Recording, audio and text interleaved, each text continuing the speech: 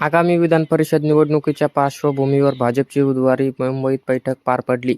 ही बैठक होण्याअगोदरचे महत्त्वपूर्ण अपडेट्स आपण मागच्या व्हिडिओमध्ये पाहिले. विधान परिषदेसाठी इच्छुकांची संख्या मोठी असल्याकारणाने विधान परिषदेचे निष्कर्ष काढताना भाजपकडून प्रवर्तकपासून भाजप ते निष्ठावंत आणि विरोधी पक्ष सोडून जे भाजपमध्ये आलेत त्यांना संधी दिली जाऊ शकते का, भाजपमध्ये कोणते निष्कर्ष यावरती लक्षात घेते.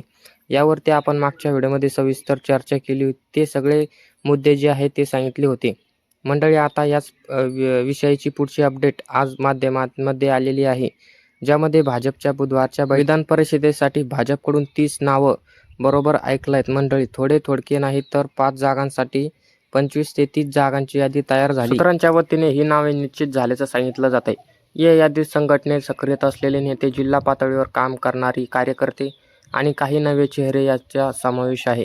काही नावे दिग्गज नेत्यांची असून काही नावे स्थानिक पातळीवर कार्यकर्त्यांची आहेत. महत्त्वाचे म्हणजे ही यादी दिल्लीतल्या पक्ष श्रेणींना पाठवण्यात आली आहे.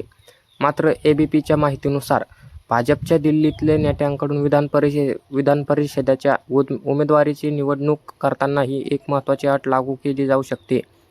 यामुळे अनेक संभाव्य उमेदवारांना पत्ता कट होण्याची शक्यता आहे. आता ती अट काय आहे तर म्हटलं जातंय, भाजपने लोकसभा आणि विधानसभा निवडणुकीत पराभूत झाल्याने विधान परिषदेवर संधी द्यायची नाही असं धोरण स्वीकारल्याची एक माहिती आहे.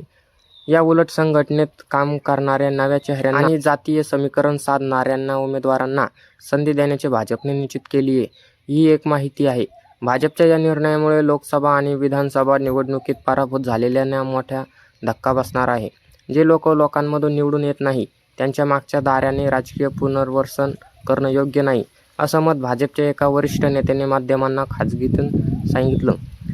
देखील एक राजकीय वर्तुळात म्हटलं जातंय. एकूण काय तर पक्ष संघटनेत दीर्घकाळ काम केल्याने नेत्यांना संधी देण्यासोबतच नवीन चेहऱ्यांना पक्षात स्थान देण्यावर भर देण्यात येते. विधान परिषदेच्या पोटनिवडणुकीसाठी माजी काँग्रेस नेते आणि नुकतेच भाजपमध्ये प्रवेश केलेल्या प्रज्ञा सातव यांच्या नावावर जवळपास शिक्कामोर्तब झाल्याची देखील माहिती आहे. प्रज्ञा सातव यांनी काँग्रेस सोडून भाजपमध्ये प्रवेश केल्यानंतर त्यांची राजीनाम्यामुळे रिक्त जागेची पोटनिवडणूक ही 12 मे रोजी होणार आहे.